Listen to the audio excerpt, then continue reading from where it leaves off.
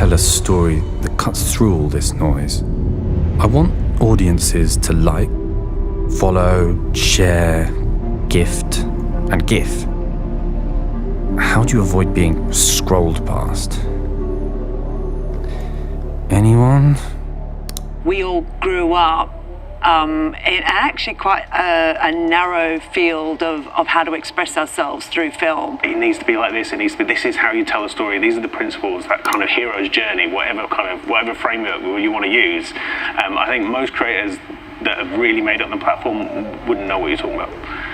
They bring in their mates to tell their story, so it's really much their vision. Everything that goes up on their channel is their vision.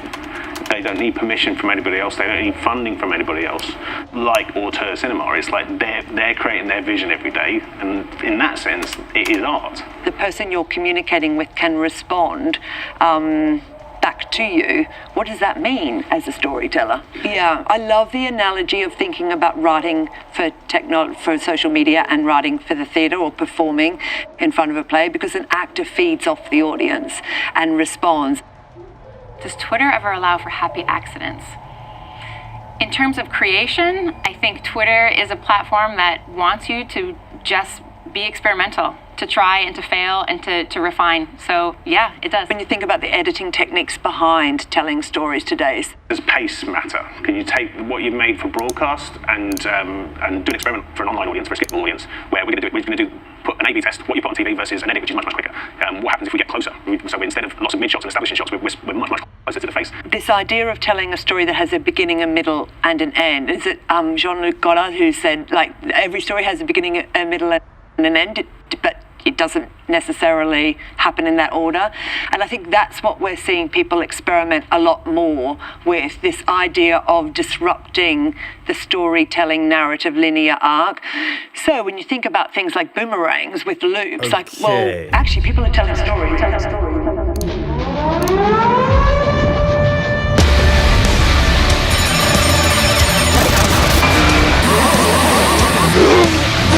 Every story gets told, and then the audience decides what rises to the top. I am not an expert in breaking the internet, but there are many others who are, so I will go ahead and leave that to Kim Kardashian and the crew. In the future is we still think within a way of being contained within the mobile, but then when you think about VR, the container disappears. So I think that once you take away the container of a screen, whether it's a cinema screen, a TV screen, or a mobile, and think actually about accessing the world, filters could then be part of the physical world, not just the digital world. And I think that could be a really interesting, extraordinary idea about, dressing up in a filter.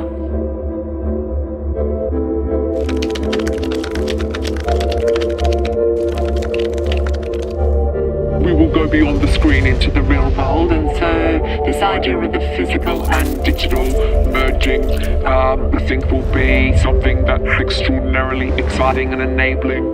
But that is where I see, from a creative point of view, the opportunity to tell even more extraordinary stories. So I guess the only one who really knows is the creator. Make interesting stories, and people will be interested. Your audience will find you.